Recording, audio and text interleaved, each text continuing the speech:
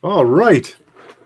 Well, it's a good evening here in Eastern North America and wherever you may happen to be in the world. I hope you're having a good day or a good night. I am here in Eastern North America. Oh, I'm getting a lot of echo here. No, that was me. Was it? Okay. All right. Live on my other window. So, hey, folks, I am here with my good friends Chris, Kilo 2, Charlie Juliet Bravo out of Connecticut, and Tim, November 9, Sierra Alpha Bravo out of Illinois. And tonight we're going to spend a little bit of time talking about field day, field days that we've experienced in the past and maybe some lessons from those. And in addition to that, maybe sharing some experience, some interesting experiences we've had, and then we'll move into preparations for this year's field day. If you have questions or comments, you want to share an experience of your own, then please put it into the comments section, and we'll try to get to those as we go along. So first, what I'd like to do is let's just start with a quick go around to the three of us here and to say what we've been up to lately. So I am back a couple of weekends ago. I was out on my first camping trip of the year. Went to a place called Pinery Provincial Park on the shore of Lake Huron. Did a little bit of testing around with some of Tim's antennas, and we'll be posting a video on my channel in the near future with respect to that. Tim, what have you been up to? You know, there's just been, the weather has finally turned here. So we've got spring days. So I try to go outside and rearrange and clean everything up. And in between that, we're just making antennas. A lot of antenna. Good. All right, Chris, what about yourself? Well, let's see. The weather has finally broken here in Connecticut. We had a weekend last weekend was like in the 90s, and I've been waiting for that for the whole winter and the spring. So it was good. I did not get out to operate though. What I did do is I got out to a ham fest here in Connecticut. It was the same weekend as Dayton. And I pulled up to this ham. It was kind of a small ham fest. It had like one row of tailgaters and like 10 tables inside. And so what I did was I pull in. I'm thinking, oh, this is going to be a bust, right? Here's the thing. I scored a handheld scanner. I got a shortwave, little tabletop shortwave radio, which actually I had to open up and fix. The little ferrite antenna, the little AM long wave antenna ferrite bar broke. I had to glue it back together, and some wires broke off, but I fixed it. Look, a $20 radio, I got to fix it. Picked up a wire mold 10-foot long power strip for $10. I think the guy charged $1 a foot, and I picked up a couple of little odds like project boxes, stuff like that. So actually, it turned out to be a relatively successful outing at a ham fest. I was on the same weekend as Dayton. How about that? Nicely done. Nicely done. Yeah. Good stuff. Okay, let's get into a little bit of field day talk here then. I wanted to just get started a little bit. I wanted to tell you about my very first field day, and this would have been back in 1991. I just got my license. Yeah, I was a little bit older by that point, but first field day, and the local club was hosting a field day, and we got invited to operate the 10-meter station. And at the last minute, we were informed that we needed to bring our own shelter and our own gear, and that we would be given a space to set up. Now, a friend of mine who had some role in the club at the time, he had a 10-meter coaxial dipole. So we figured we're going to put that up. We're going to find something to a tree or something to throw it up into. We didn't have any shelters. I was not in outdoors mode. I was in full-on family mode in those days. And so I brought along a shelter. It's like, well, I guess I'm going to have to sleep there overnight. I could bring a pup tent. So I brought along a pup tent. I had an HTX 100, one of the realistic 10-meter rigs, the mobile rigs. The Radio Shack was blowing them out for something like $200 Canadian at the time, and I had picked one up, and that was my first HF transceiver. So we had that. We had a big battery. We went up to the site, and we found out we were in the middle of a field, literally in the middle of a field. There were no trees, and it was baking hot. we set up the pup tent just out of desperation. And the two of us huddled inside this pup tent. Literally, I mean, nowadays when I look back at it, I think it looked more like a Native American sweat lodge than an actual field day station. And we called and we called and we called. We could only get the antenna up 10 or 12 feet, and the band was flat, and we had no luck at all. That was my first field day experience. But there's one little asterisk to that I'd like to tack on, and that would be that, a couple of years before, my friend who was involved with the local club, he had been the one responsible for arranging field day. And what he had to do was he had to make sure that food was there for people for dinner in the evening. Now, you Americans, you do field day right. I get the feeling a lot of clubs here in Canada, they just don't do this. They don't do it the same way at all. So what he had arranged to do was he had counted the number of people that were supposed to be there, and then he went out at about 5:30 in the afternoon to a local Kentucky Fried Chicken and bought some of the buckets of chicken and French fries and whatnot. Just before he was ready to call the people in to come out, and they believe me, there were guys in big trailers, and the air conditioned trailers. We were, it's just an amazing setup. But for just a very, a bunch of picnic tables, barbecue chicken sitting there, a station wagon pulls up. Some guy piles out of the station wagon with 4 kids and his wife. He walks up to my buddy and he peels off $15, which is the membership fee at that time for the club, and said, "Here's my membership fee. Where's dinner?" And they all see, and my buddy didn't know what to do. And he kind of took the money, and this family heads over to the tables where the chicken, and they proceed to demolish the chicken. And then he left. He took his family with him, and there they had their food. And it's Sweet. There's a field day memory for you. But the club got another member. That's all that mattered, right? I don't think they ever saw him again. I think that's the truth of it. Probably not. Okay. Tim, do you have a field day story for us? Nothing like that. I mean, there's just been times, I like to run contesting days like this where the bands are very heavy and they're, people are doing all that stuff. I tend to just, I'll whip out the laptop and just go digital at that point.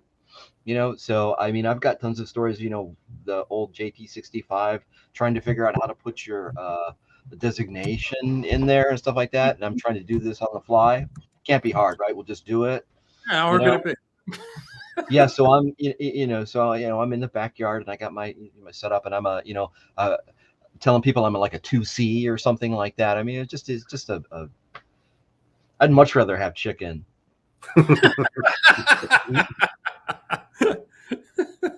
Was it extra crispy or was it the They didn't know. Back then they didn't have extra crispy, and I don't think any of the regular club members ever found out. Jeez. But it's all the usual stuff in terms of field day when you're operating outside. I mean, you've got sunshine. I can't see the computer. And my wife's friends decide to show up, and they come, "Well, what are you doing?" And I'm trying to, it's I should just go find a cave or something and just do it in there. There you go. It's fine. It's fine. Hopefully, and this year I don't really have the luxury of getting out into the field. I've got a park across the street that I go to sometimes, and I've got a good sized backyard, so that's kind of that's the restricted on my field day activities. I like it. How about it, Chris? What you got for us? Well, I got this. My field day experiences there's only 2. I never really, I was in a couple of clubs through the years, and I never got into the club side of doing field day, which I know is really the way to, if you really want to have a good time with it, that's the way to do it. But my very first field day experience was in June of 1976. And I know that date well because that was the day my novice license came in the mail. And so my license came in, I ran upstairs and I had an HW16 that I had built, and I had this little HG. It wasn't a matching VFO. It was like an older Heathkit VFO that some guy lent to me. And I had like the little Heathkit little watt meter, which actually I still have. It's right over next to my Tempo 1. And Nice. And a couple of dipoles up, and that was it. So I get on the air. It's June of 1976. I'm a novice. I know nothing about field day, contest, nothing. I go on the air and I'm calling CQ and I'm getting people to answer me, but they're just like quick and done. I want to have a queue, so it's on. Hey, I'm on the air now. This is great. Nobody would get into a queue. I said, "What's going on?" And then so I called up a friend of mine who actually got me into the hobby, and I asked him. I said, "What?" He says, "Oh, it's field day weekend." He says, "Nobody wants to talk to you. They just want to make contacts." I said, "Oh man, so all right." So but here, I mean, talk about like baptism by fire. I mean, I was thrown in. There I am. The bands were packed, and I was like, they're trying to make contacts. So years go by, and there's something I always wanted to do was to set up, in the backyard, put up a tent, and do the whole field day experience, in my yard. I knew that's something we could do, and I said so 2 years ago when the whole COVID thing, set in, the pandemic, and everybody got locked down, and you really couldn't go out anywhere. I said, you know what, I'm going to do it. So I got myself a little tent, and I got extra batteries for my portable gear, my 817, and I had Tim's Link dipole up. I had the Silver Bullet 1000 vertical up. I had a Slim Jim antenna hanging off of the same mast, like right at the center of Tim's dipole. I had a Slim Jim hanging from that for 2 meters and 440. I had every band covered. I did an experiment with a hunk of long wire. I just ran through some trees with this cheap little tuner that I had, the SST tuner. And I said, I've got antennas, I've got everything. I had my laptop with FT8, got in the tent. Wouldn't you know it, I get myself set up. I'm in the tent not a half hour, and this thunder cell came over, right? And it poured. So I went outside, brought all the antennas down, and it poured. But here I said, I'm sticking it out, man. I'm doing field day. So I stayed in the tent. My wife's in the house laughing the whole time. This dopey tent, but I had food out there. I did not go in the house. I went in the house to use the bathroom. That was it. Everything else was in the tent, did field day. So I had a blast. But that was the year that the league started to allow like home base stations to contact other home base stations, and they counted. And so like if here I am operating QRP, and I'm trying to go up against some big guns. I was like, I'm not. I mean, out of the whole exercise of 20-something hours, I made like 30 contacts, and that was it. So it was tough, but I did it, and I survived. Good job. Well done. The perseverance, especially that that first real effort to try to get out there and do something. Hey, I have a question for Tim. Yeah.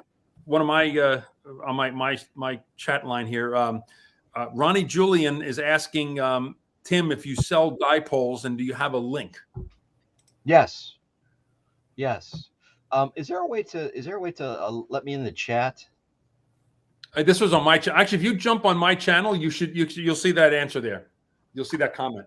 Oh, okay. All right. Well, maybe Tracy could give me a wrench or something too. You know what? I'll go at the end of the video. I'll go and take a look and make sure all those questions are answered. Usually Tracy will put my email in the description too, and people can just contact me directly. I think we had someone last time who came through and was trying to get a hold of me. I just throw the email in there. You can throw my email in the chat too. Yeah, I'm letting them know also that your eBay store is your call sign, right? Oh yeah. I'm just going to put that in there. Throw your email in there. Sure. Now, Tim. Get some product placement here real quick.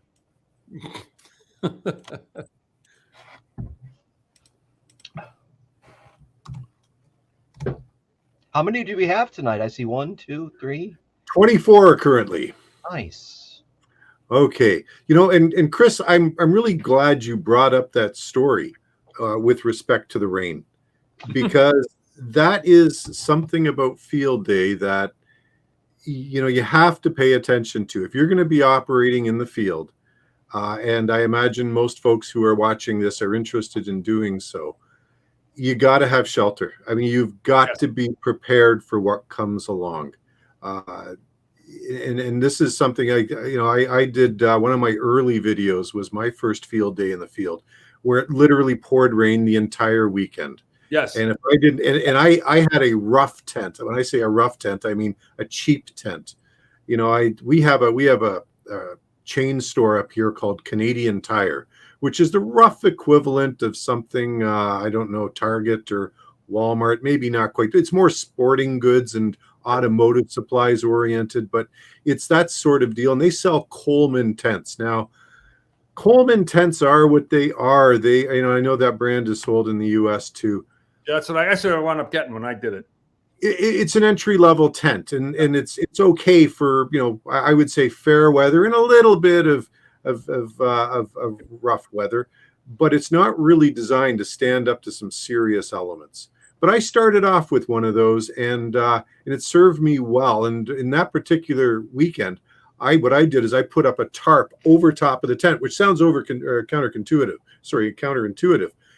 because the tent itself has a fly on it. But when you start to realize that the water repellency on that scale of tent, on that level of tent, really isn't all it's cracked up to be, that tarp provides a significant barrier to the rain that's coming down, and it will channel the water away from the tent itself, meaning that the fly is not going to get saturated. That water isn't going to come inside the tent, which, you know, with those types of tents, if you get enough rain, it will certainly do that. So if you're going out there with a let's say an entry level tent, then by all means consider putting a tarp up over top if rain is in the forecast. You know, the other issue is, of course, that rain is not in the forecast, and I've dealt with this situation too, and I'm a Canadian boy. I can't handle the heat. Chris, you mentioned something earlier about looking can't handle the cold. Getting up to those 90-degree temperatures. This guy starts to melt. So I need a tarp or something over top of me to take that heat away. And my no bug zone shelter with the screened in walls, I can just pull them open if there's no bugs, get a bit of a breeze through, but at least I'm covered. And if not, I've got a big orange 13x9 camping grade tarp, which is a good one, that provides tremendous shelter and will cover a picnic table very well, even in a pretty good downpour. So these are, and that's on the rain side. But as far as the sun and the baking, if you can't set up in a place where you get shade, and that's my other suggestion, is to find a site that gives you some afternoon shade.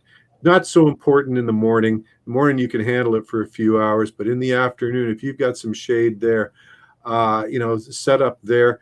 Also, there's a lot of talk. You hear a lot of guys talking about, well, don't put your antenna too close to trees because they're going to affect the signal. Well, it's been my experience that with HF antennas, this is not an issue. It's not. So you don't have to worry about putting your antenna up close next to a tree.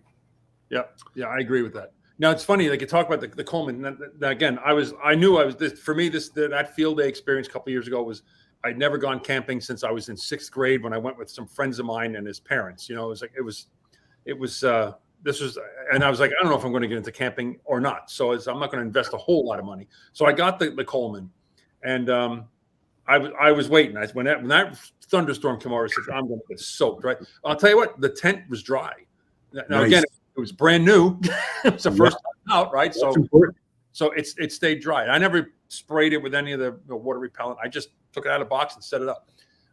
But yeah, I don't know if I would, to your point, I don't know if I would make that a regular thing to dragging that little tent out all the time, because it's not a great tent. I knew that going in. So, but I've seen you that big screen thing you talk about. I've seen that in your videos, the big white thing you put up, and it's that's the way to do it. Definitely keep it. It seems like a lot of work.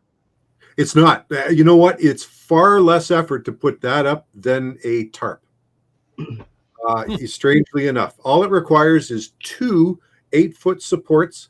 I can have one of those up by myself in 15 minutes. A tarp would take me half an hour. It just due to the nature of it. The tarp's got a lot more tie-off points. This thing's got the 2 poles, and then you pull off the corners, which are low to the ground on either side. You're done. Now, what's nice about using that thing that you have is you can put a regular table inside that. No, if you watch Yeah. the videos of me doing my YouTube, my field day thing in the backyard in that little tent, I had one of those little camping folding tables. I had 2 of those, and the rig was on one, and the laptop and the other stuff was on the other. It was really, really tight and uncomfortable in there. It was it was just nuts. Chris, that's an excellent point. You know, it's you want to be comfortable. Like myself talking earlier about being in a pup tent. Well, that's the antithesis of comfortable. I use when I'm using the no bug zone, or even in colder weather when I'm in my big 5-man tent, I went to Walmart and I bought one of their folding pop-up white plastic tables with the fold down legs. That's tremendous. It's I think it's 5.5 or 6 feet long, and plenty of room. And I've even found that when I use with my 5-man tent, it still leaves room for a sleeping pad and a sleeping bag. Okay, not everybody's hardcore as me that's going to do that, but I've done it really well. That night, that's what I did. Sorry? That's what I did that night. I had an inflatable, an air mattress, and a sleeping bag behind me. Yeah, so. Yeah. No, absolutely.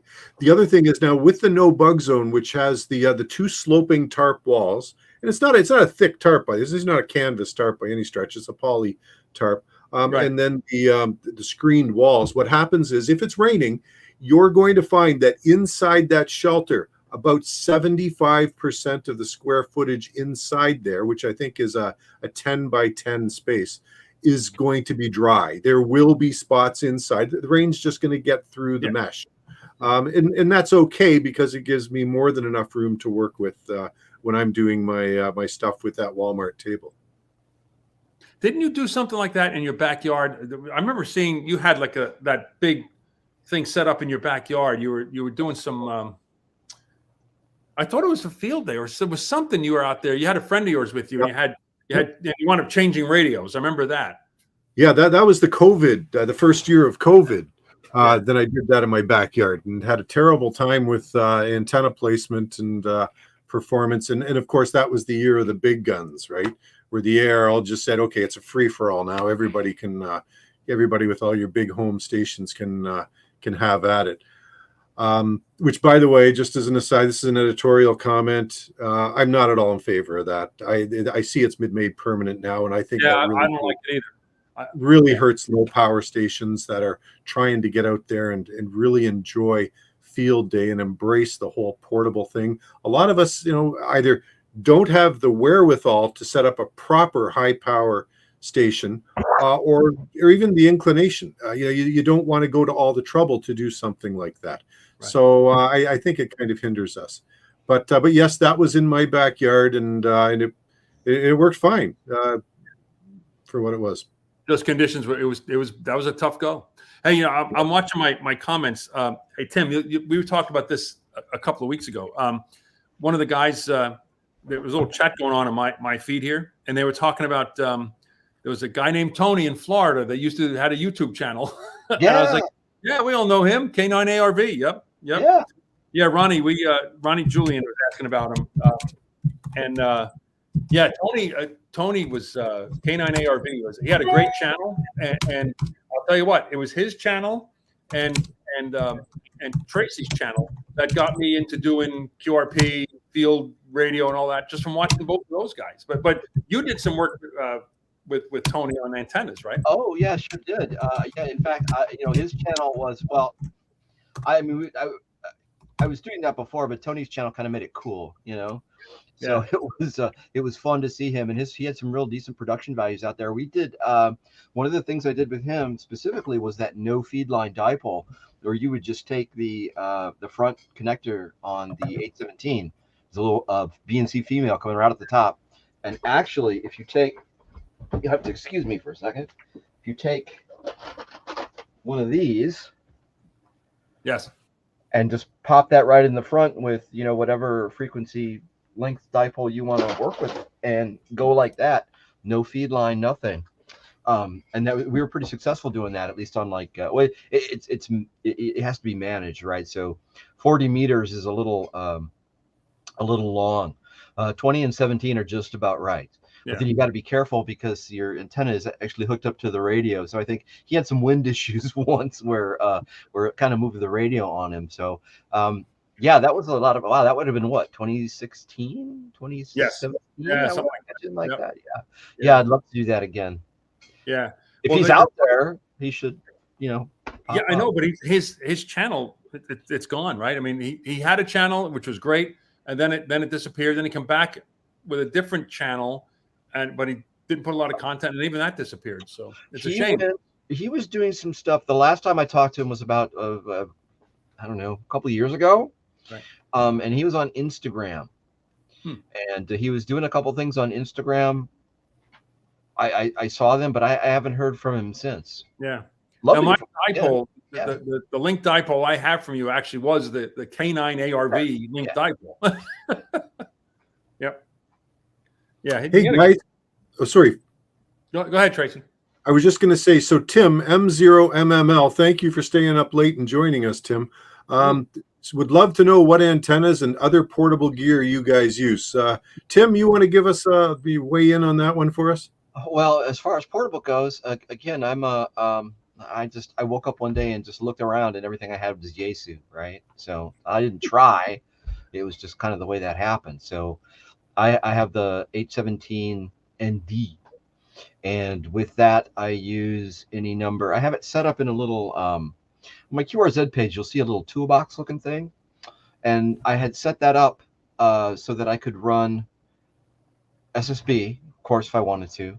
I got the Yaesu version of the Signal Link USB, which lets me run digital to my trusty laptop over here.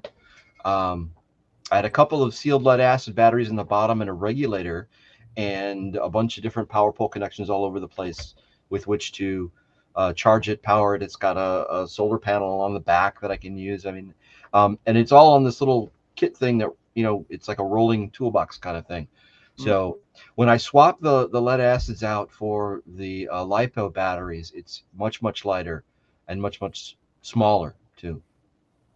So, and as far as antennas, again, I just like a regular old dipole. I think the OCF, the 40-6 OCF, is probably my favorite just because I don't need to pack any other antenna as long as I have that.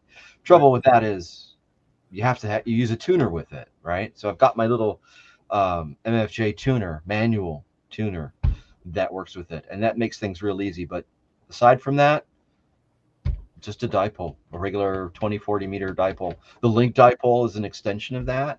I got a little bag where I've got, pretty much every frequency cut already. The link dipole makes that a little nicer, but if I'm just out there, the OCF works perfectly fine.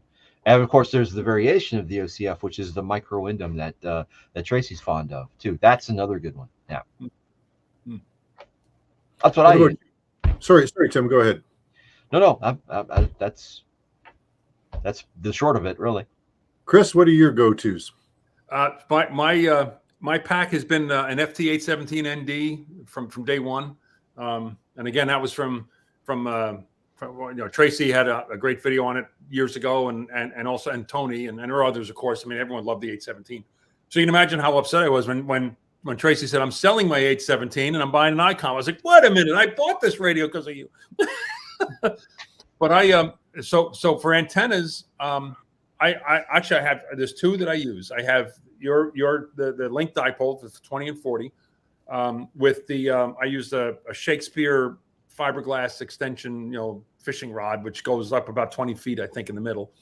And I just put it up as a V. I use these orange plastic tent pegs at each end with little short bungee cords to keep it tight.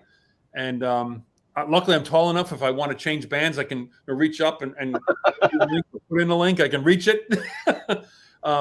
It's either that or I'll use the Silver Bullet 1000 Wolf River coil with I have that MFJ 1979, the long 17-foot whip, right? And I'll put that on. Now, what I learned with the Wolf River tripods, they have two leg sets you can get. They have a short leg set, which I had in the beginning, and that antenna, if it was a slightly breezy day, I was always going out picking it back up. I was throwing weights on the bottom of it so it wouldn't fall over. The longer legs work a lot better. So that's, if anyone has that antenna and you don't have the long legs, get them. But those are the two antennas. I use that radio. Battery wise, I had the SLAs, and you're right, they weigh a ton. Yep. When I did field day, I had two of them fully charged, which the funny thing was I had that 817 going 20 something hours, and I didn't run out of one battery. So it was great. Yeah. But then I went, I got the BioNO, the 4.5 amp hour BioNO. Huge difference. It's great. I did tell a lie though. I also have the super antenna MP1 with the coil on it that I use. And the whip is the MFJ whip that you get for $20 or something like that. Yeah. Yep. That's kind of a pain though, because then you've got to tune radials and lay things out and stuff like that. That requires some forethought, and I'm, that sometimes. Well, it's funny with the Wolf River coil. I find I use their radio. I got their radials. Man, I had made my own in the beginning, and then I said, I'll just get theirs. So I got they're 33 feet long. I just throw them out on the ground, equally spaced as best I can. And you connect them to the base and the tripod, put the vertical up, and it works. I've used it on 20 and 40 with some success. So we all know what Tracy uses. Yeah. So I've still got and I did get my 817 back, Chris. So I know you did. It's always well with the world again. My 897, that's another one of my favorites. The 891 that I'm using now, I got to tell you, I still haven't warmed up to the 891.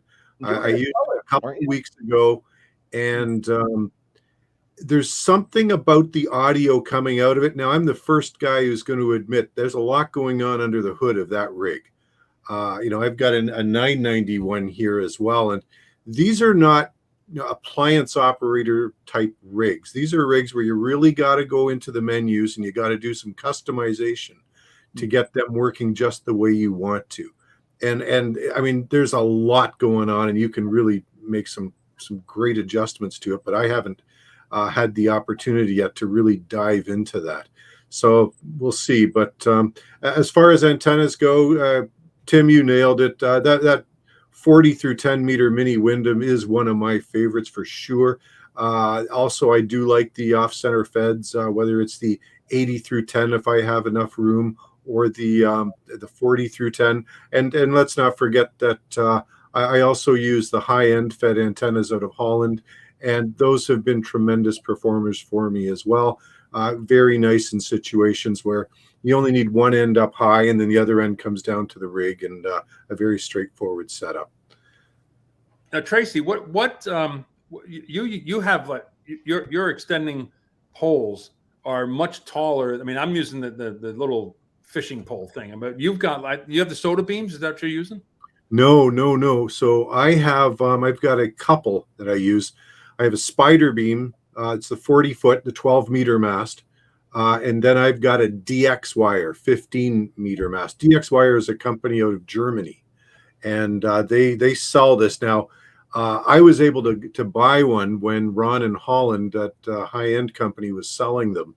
Otherwise, you have to order them direct from Germany, and the shipping is a nightmare cost. But that's a wonderful pole. That is right now. That is my favorite pole to work with, because these poles get thinner near the top, and they will bend if you put any kind of pressure on them from a wire. I can put up the feed point of one of Tim's dipoles up at 40 feet. I wouldn't put it up any higher because the pole is just going to go like this, and I'm going to lose all that height. But I can put the feed point up at about 40 feet, and that's a really good height. That's a great height. Off-center feed. That's a great height to get to. 40 feet is great. It's better than I did with the bag. Yeah. Yeah. Yeah, I remember watching one of Tracy's videos, and you had like all those poles out, and I was like, man, oh man, he is hardcore, man. I have this dream, where I just have a backpack in the 891 and a couple of batteries, and a dipole, and a throw bag, right? And you just walk out into the wherever the hell you're going to go, and throw it up, and then just start operating. And then reality kind of conflicts with that after a while. One day I'll get there, I'm sure, but. Yeah, I don't know. Poles. I hate carrying things, and I have to buy them, and I don't like buying things. So What am I going to do with a 40-foot pole? I do want to get the tent that attaches to the back of the Jeep, though. Right? The tent that hooks onto the thing and comes up, and you're in the car, because I've got like power outlets in the back and stuff like that. And that's going to be fun. I'm going to do that if I can, ever get out of the basement. But I wanted to do that this field day, but I don't know if that's going to be possible. So we'll see. We'll see. I will be a 1B though, whether it's in the backyard or down the road at the K1000 park or something. There you go. Either one.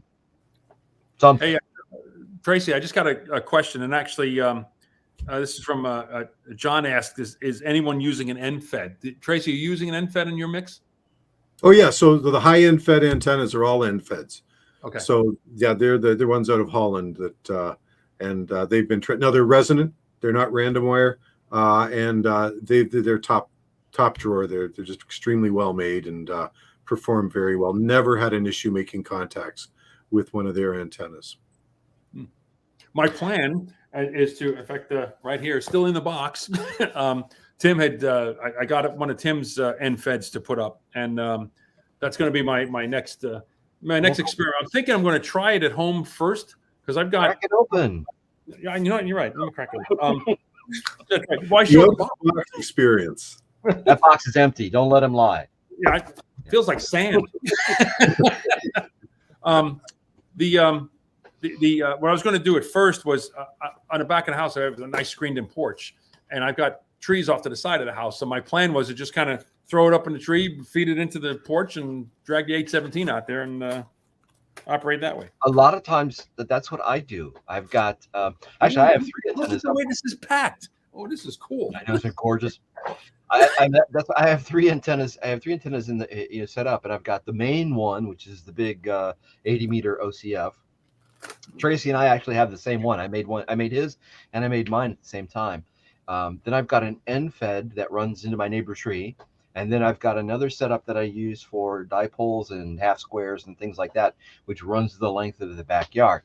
So so sitting in the screened-in porch or running it down to the basement. I actually took the glass out of my windows in the window well and replaced them with plexiglass. And I was able to drill holes in them for barrel connectors, so I can, do the coax. Nice. Okay. Here's Tim's antenna. So you got the box with your connection on the bottom, and I had Tim do the SO239 for me on that. And not knowing what radio, because sometimes I operate out of my truck where the 7100 is, and I'll just probably run a hunk of RG8X with PLs on each end. So here's the length of wire. Here's a little counterpoise section. And this is what I really can't wait to try. This little stake you put in the ground, and that way you can use the ground as your counterpoise. So I'm really looking. Isn't that fun? Yeah, isn't that fun? I mean, about options. Yeah. A lot of people, don't have options. So there's people options. Yeah. So now I've got it out of the box. It'll inspire me to go out and set this thing up. The thing was, I wanted something to give to somebody that they could just take out of the bag and use right away. Yep. That they didn't have to fool around with the counterpoise and do all of that stuff. Right. Just throw it up in the tree and stick the thing in the ground and hook up to your radio. Yep. And I've got a trellis, actually a garden trellis near where the coax comes into the house. So that's where the alligator clip thing came from, because I could just clip onto that trellis, and it's steel, and it's 2 feet in the ground or 3 feet in the ground or whatever. So that works. So it's just to give somebody an option. Tim and Chris, we've got a comment in here. This is something, Tim, you were alluding to earlier. Mike has got a question. Now, I'll just answer very briefly Mike's question from my perspective. I've never used that coax. I think I have a mobile mount, a VHF, UHF mobile mount that just used something that thin to get the wire into the car, and then it came to convert. It had an SO239 for connecting your coax to. But as far as HF portable goes, I've never used it, so I can't weigh in on this one. Tim, you were talking about this earlier this evening. What were your thoughts on it? Is this what are your thoughts on RG316 or RG174 coax? Yeah. Operating portable. Yeah, I think mine was RG58 that I was going to try though. But that fellow was it G0 VE3TWM or something. Golf 5 Tango Mike Has an excellent video where he's talking about coax losses on portable QRP setups.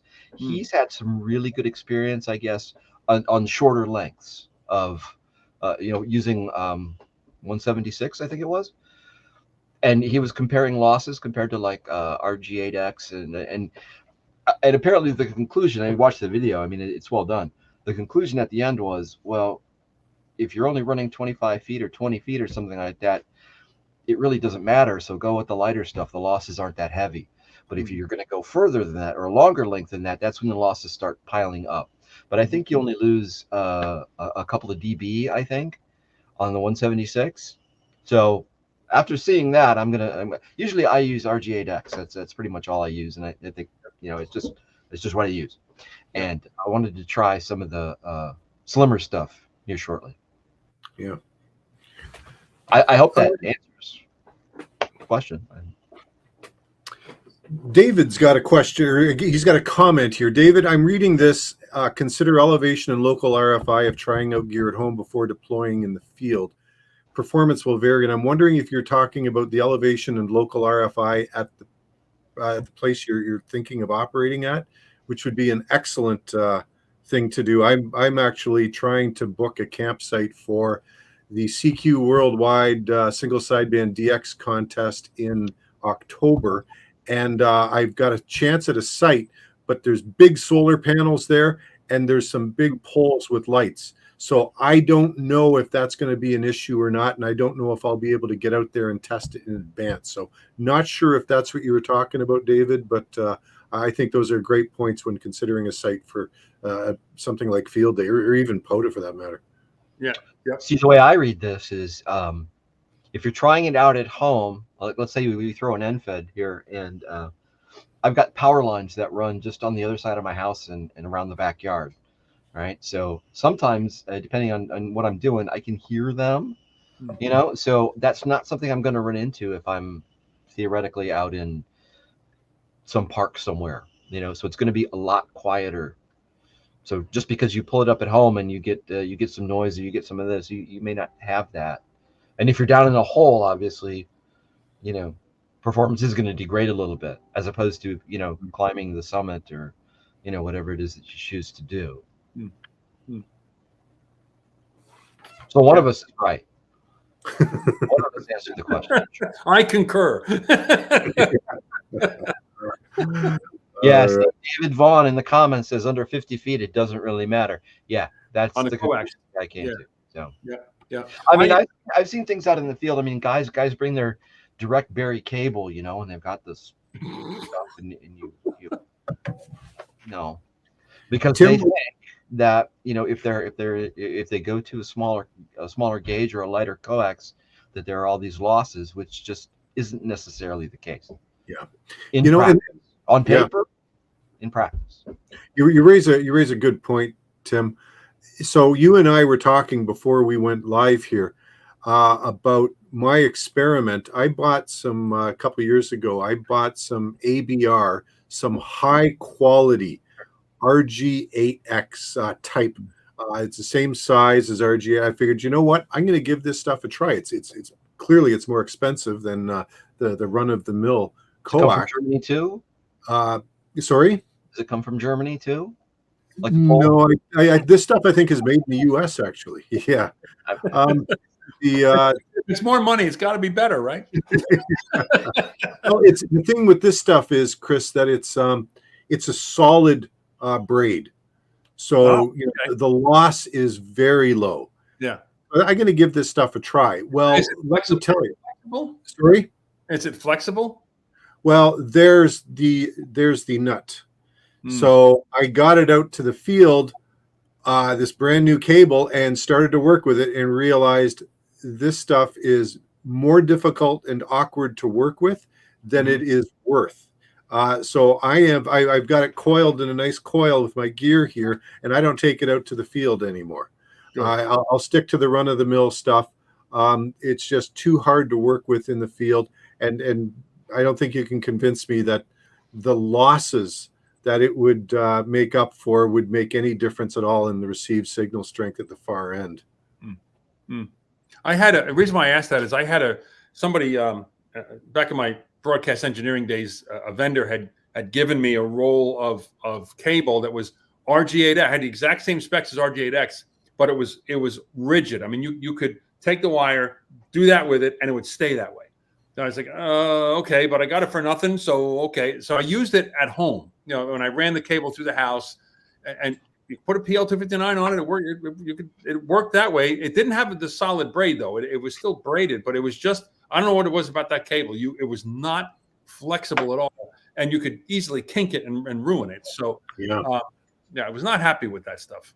So when I first became a ham, I, like everybody else, decided that, I got to have that. I got to get me one of those, right? So I ran a whole bunch of the direct berry. I don't know. This is so old that the writing has gone off it. I'm sure it's like whatever this is. What's the nice one that everybody buys? The Belden or something like that? It's one of those direct berry cables. Yeah. So, remember those things we had as a kid? You used to work your triceps or something doing these? That's what this is like. Yeah. One of the comments I have here was Ronnie says he has 200 feet of RG11. Use what you have. Yeah, absolutely. Oh, there you go. There you go. Yeah. Yep. I think that's the best answer of all. Exactly. Right. Okay. Guys, so coax is a fascinating topic, but there's a really good topic we haven't even addressed yet, and that's batteries. I think we gotta spend a little bit of time talking about batteries. Agreed. Especially for an event like field day. It's one thing to go out there for POTA for 2 or 3 hours and run with a 10 amp hour battery, and you're going to have plenty there, even if you're running 100 watts. Yep. But if you're talking about a weekend long event, now you really got to take a look at some of those key factors. How good an antenna system are you running? i.e., how much power do you need to run to be heard? If you're running a compromised antenna, you'll need to run more power to be more effective. And if you're running more power, now you're going to need more battery life. This is why, I know there's some people out there that have target boards with my photo on it because I say things like, don't use compromised antennas. So whether we're talking about things like, the hamstick dipoles, or whether we're talking about magnetic resonant loops, or some of the other name brand kit type antennas with the loading coils and the whips. Yeah, those will work. You will make some contacts with those, but a lot of the guys who use those successfully are putting out 100 watts. Mm-hmm. And if you're going to do that, you're going to need a big enough battery to run 100 watts. And if you're talking about an event like field day, which is 24 hours, now you may not, and that's the other thing. How are you going to run? Are you going to run 24 hours? Most of us don't.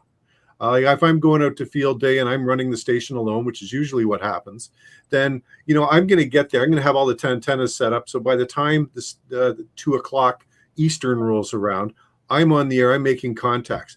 I'm probably going to pull the plug sometime around 5 or 5:30 in the afternoon.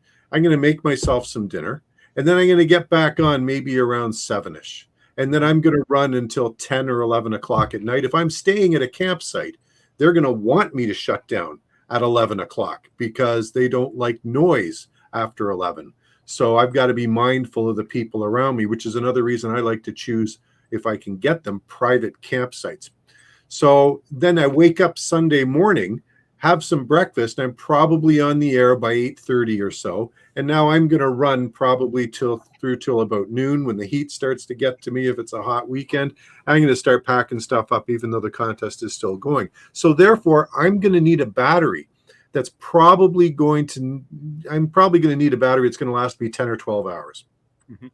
And now I take a look at, okay, if I'm running a dipole antenna and I've got it at the apex up at 40 feet, I've got a pretty decent antenna system for field day.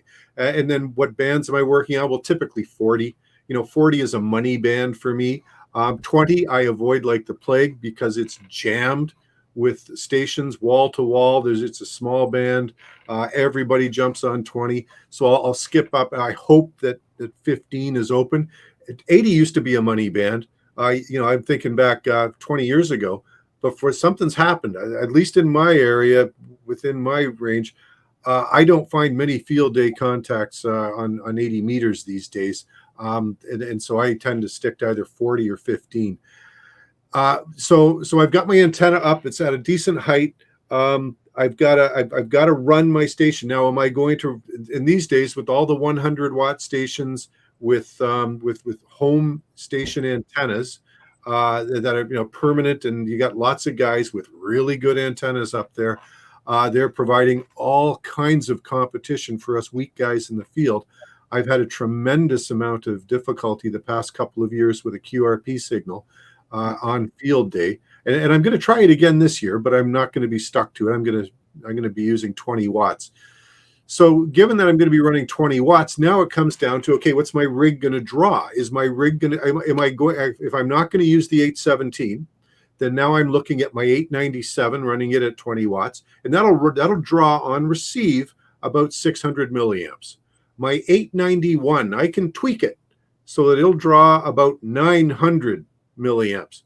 But think about that. That's 50% more than the 897 will require. And what am I getting? What am I getting? Do I really want to run that 891, which is a nice radio? It's got a lot of great capability, but I'm paying a penalty in battery life to run that radio. So what I've done just recently is I've jettisoned all of my SLA batteries. I was using a combination of, I had 3 17 amp hour batteries, SLA batteries. Of course, they're big, they're heavy. And I had 12 amp hour. And then for running the QRP rig, I had a 3 amp hour and a 7 amp hour. I've gotten rid of all those now. I've now got in my stable, I've got 2 10 amp hour lithium iron phosphate. They're not going to be any good for field day. I need more than 2 10 amp hour batteries to be able to do that. And I'm still playing with them just to see exactly how much life I can get out, because I may even be wrong about that, but based upon my preliminary work over the past few camping trips that I've done, I don't think it's going to carry me through field day. So I've just invested in a 30 amp hour lithium iron phosphate, which I believe will take my 897 straight through field day, and I won't need to use any of the 10 amp hours as a backup. Mm-hmm. I would look into a way to recharge as you're using. It's not difficult. You can get a cheap regulator, and if you've got like I've got a Goal Zero solar panel, 15 watts or something like that, and if you tie that into just a small regulator and you're only running the radio and that's pretty much it, you might be able to get some more juice out of that thing, or at least not have to worry about having to recharge all the time. And 15 watts for a solar panel is kind of light. I mean, there are other ones, but when I did my field day thing in the yard, I was SLA. I had the 1 8 amp hour SLA, right? And I got another one, so I had 2 of them. And so I did some of the calculations, and that I also said, well, I'm going to get the BioNO, the small one, because I know I'm going to use it for POTA activation. So I had that too, but I operated the 817. But I hit it pretty hard, the whole time trying to make contacts. Probably the same length of time, Tracy, you were talking about how long you would be on Saturday and how long you'd be on Sunday. And here's what I found. I didn't have to change battery at all. I was on the 8 amp hour battery with the 817 the entire time. And what's interesting, and what I think is a necessity in your kit, is to have one of those little digital meters that goes in line with the battery, so you can it's like your fuel gauge, right? So you can see how much battery you've used. With mine, I used maybe half of it. I was really, really surprised. But again, it's smart, to calculate it all out, make sure you've got enough, so you're not out there, oh man, here it is, it's the middle of the night and I got nothing. My batteries are dead. You don't want to be in that position either. No, you make so much of an effort to get out there.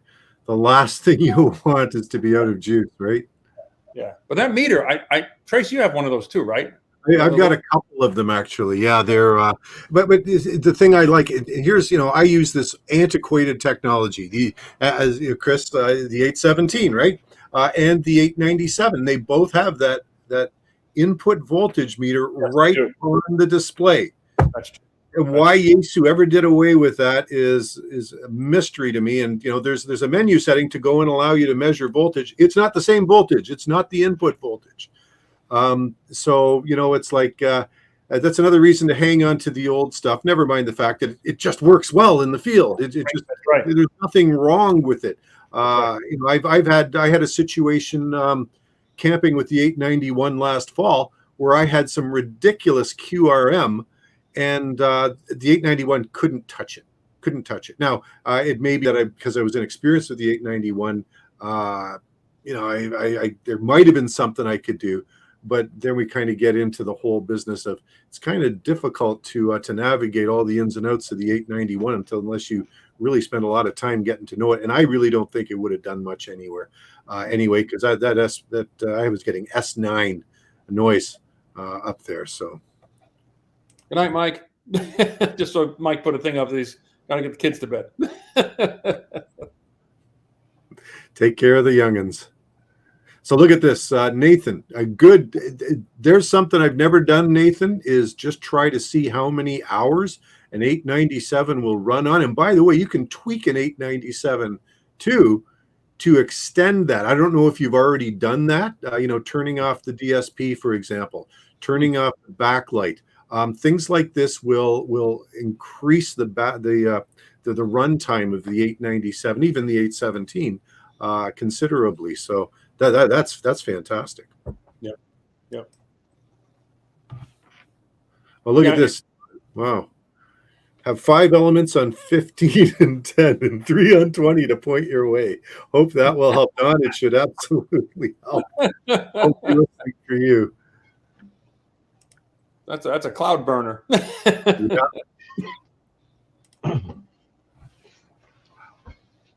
Yeah, it's funny that for field day especially, you really want to think about power. Tim, you were talking about like a solar panel. When I did my little thing, I thought about getting a little solar panel thing to top the batteries off if I needed to. I was concerned actually that I might wind up with something that might create a lot of RF noise because that's what I was reading about, and I was like, you know what, my head's going to explode. I'm just going to go with enough battery power and go with that. So, well, in my case, the Goal Zero makes some nice stuff, and I haven't run into that problem. Okay. Myself. Okay. But I'm running it through. I mean, again, you've got a controller and a regulator, and I've got a bunch of other bells and whistles and stuff on my little setup. So you're not getting any RF noise out of it. Well, I good. Any, but it's negligible. It's manageable. Tracy, question for you, Tracy, from Ronnie is he's new to the 891 and he wants to know if the backlight can be turned off on it. Yes. It can be turned down significantly, and that results in a huge gain in current draw. I'm going to be making a video about this shortly, but that is the single biggest current draw thief in the 891 is that backlight. It's funny. Every time I see the 891 out there and like just with Dayton going on, there was a lot of sales, like HRO, they're all running sales on it. And I was like, I don't know. I just can't do it. I'm not, I keep hearing these other stories about it's menu intensive. It's this, it's that. I was like, okay. Don't feel bad. You know what? On Mondays, Wednesdays, and Fridays, I'm with my mouse, about ready to buy the damn thing. And Thursdays, Saturdays, it's forget it. Yeah. But it's I think it's an interesting thing. You raise a good point, guys. It's not universally loved, and I think there are good reasons for it, and yet there is a very significant fan base for it, and I think those people have. I think I do believe they have. They're right about things. It's a good technological radio. You cannot beat the price for what it gives you. It's a solid rig. It's not a Chinese junk. It is a very well-made radio. But to me, the usability is just that. And then I mentioned that audio issue I was running into while camping a couple of weekends ago. I'm still trying to figure that one out. I'm not ready to condemn the rig because I think it's a good rig. I just wonder if at the end of the day it's going to be the right rig for me, and I'm not sure it is. Now, is there anything else out there to compete with it? I don't think so. I like the mobile form factor. I know people are just love their Elecraft products, but I've had so many people tell me that they're kind of afraid to take it out in the field because it doesn't feel quite as solid. You got a big, beautiful display there, which maybe will scratch easily. I know there are cases and whatnot for them. I don't own one. I'm told the receiver is excellent. I have no reason to doubt any of that, but there's also something about that form factor. I maybe it's just because I'm old school. It probably is, but I like that mobile unit form factor. To me, it feels more solid. When I take a look at something like the Elecraft KX2, for example, and the ICOM 705, where you basically got the radio in this. It doesn't have any depth to it. It seems a little awkward. I know it's not. But up here, this is the way it registers for me. And of course, the Elecraft and the ICOM 705 are very expensive radios. Yes, they are. Yes, they are. I see Don's encouraging me. He says he's telling me that I can get used to the menus. Actually, and it's probably one of those things where you can set the menus once and never have to worry about going into them again. Right. So I'm not sure that this is fair. One of my knocks against the 891, and one of the reasons I bought the rig was its DNR, the noise reduction. They've got an interesting system there, and it's counterintuitive. So what happens is you turn the DNR on, and it's got a scale from 1 to 15. Now, when you turn on 1, you can hear the DNR kick, and it works pretty good. Then you go up to 2. What you think you're doing is increasing the DNR. You're not. You're choosing a completely different algorithm that will try to attack the sound. So you're supposed to go between these 15 different discrete settings to see which one sounds best. And 14 is completely different from 8, which is completely different from 5. So I have fiddled with it here in the shack while I've been working during the day. Yes, and I have been getting some work done. And I still haven't really been able to see a situation where it's done such a nice job that I sit back and say, "Oh, that's fantastic." Now, the rig that I sold a few months ago is an ICOM 7410. Now, that is a base radio. It's not a portable radio, so it's probably not even a fair comparison. But when I turned the digital noise reduction on in this shack with all the RF, all the noise and everything else that I deal with here, it's like it turns single sideband into the FM stereo. It's just unbelievable. And you don't have these 15 different levels to mess with. You've got a continuous dial, and you just turn it up as far as you need to. And my gosh, it was awesome. So when I compared the 991, which uses the same system as the 891, and the 891 to that 7410, it's like, I think I've been spoiled by the other rig.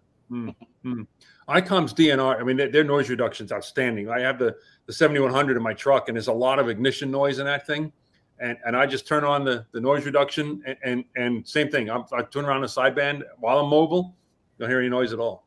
Yeah, it's amazing. Yeah, they do. They've got that lick. That's for sure. Lou, I'm with you, Lou. Hope all the bands improve by field day. That would be fantastic, especially the high bands. That makes a huge difference. If 15 is open and if 10 is open, wow, what a great field day.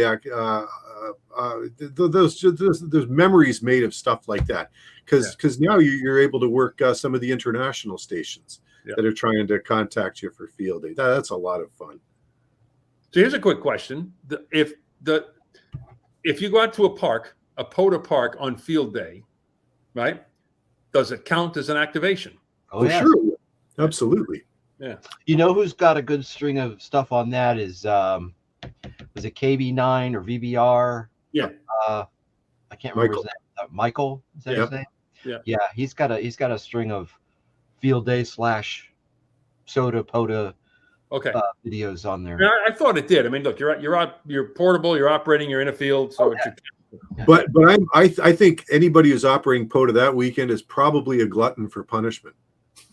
Now, if you're operating in 40 meters during field day at POTA, you might get some contacts, but I think you're going to get a lot of QRM from people calling CQ field day. 17 meters, man. We get the usual POTA pileup. True, good point, Tim. Absolutely, get on 17 meters, 30 meters, even 12 if it's open. Yeah. And see, you guys are all phone operators, right? You know, True. I mean, you don't have so much trouble with the digital end of this. So, Right. you know, I don't. I saw Joseph's comment earlier about 100 watts on FT8. Yeah, probably expect some of that. That's like 1,500 watts on sideband, isn't it? I know. Oh, yeah. But anyway, yeah. What are you gonna do? There's always. Well, guys, it's we're past the top of the hour now. Any final thoughts on field day? What about you, Tim? Anything we haven't addressed that you'd like to chat about? No. I just think there's so many topics that we could cover. Portable operation, coax, antennas. We should probably do this more often. What are we going to do for field day, though? I mean, are you going out? Are you going to be at a place, right, for field day? Yep. So I'm actually heading out to the same site I was at last year, which was a really good site at a local provincial park. I lucked into this one. I did some pre-scouting and found it last year, and it's private. It gives me some space, and I'll be able to put up my 50-foot pole and I haven't decided yet whether I'm going to use the mini Windham, Tim, or the 80 through 10 off center fed just in the event that there's some activity on 80. I'll be able to pick up some contacts there. Always have a backup. 80 used to be such a good band. Well, at night. Years ago. At night. Isn't there a delayer thing there? 80's great at night. Digital. Yeah, maybe that's it. I used to make mind you, I'm thinking back to a time when after that pup tent fiasco, we used to go to a friend of mine's house, and his parents had a home right on Lake Ontario, literally on the shore of Lake Ontario, and it had a huge backyard. We erected a 175-foot random length wire along with a ground wire that we threw a rock into the lake with wire tied around it, and that was our ground. Did it work? I'll tell you, no problems on 80 meters, boy. Oh my gosh, we were rocking and rolling there. Yeah, 80 meters is that's where I go. 40 is not a lot of fun for me in the city. I mean, I get what you say about 40. 20 and 17 have always been my go-to bands for stuff. Yeah, late at night, I'll turn on 80. It's noisy, but you get a lot of nets and things like that on there. I have never tried it on field day. Maybe I will this time. I don't know. So 80 has a bad reputation, at least within the receiving around my area here. So southern Ontario. I sometimes I can't sleep in the middle of the night. And I'll come down here for an hour, and rather than turn on television, I'll come down here and turn on. The only activity I can pick up is 80, and there's usually some good old boys talking down there. They're carrying on interesting radio-related conversations. Sure. I don't hear a lot of junk on 80, so I guess is what I'm trying to say. I haven't been on each other. Yeah, I haven't been on the phone portion of 80 for a while, so I have to take your word for it. And I think it's probably better than it was. Okay, I've just got a couple things. Oh, so here we go. Don's asking the grid square for the park. Don, if you Google Bronte Creek Provincial Park, then you might be able to look that up. I don't have that on the top of my head.